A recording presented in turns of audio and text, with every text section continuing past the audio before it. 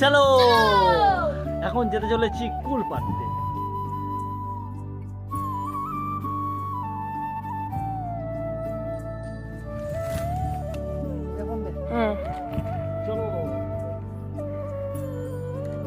অনেক কষ্টে উঠে পড়েছি চালের ওপর, অ্যালবাস্টারের চাল, রিক্সে উঠে পড়েছি।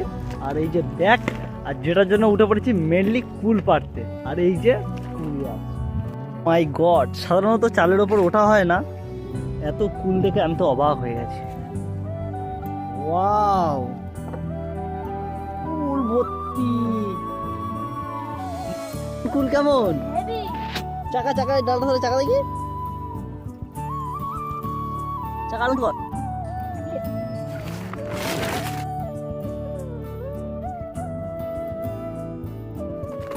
চালের উপর থেকে কুল গড়ানো কিরণটি কমপ্লিট, কিন্তু ভাবতে পারিনি যে এতটা কুল হবে।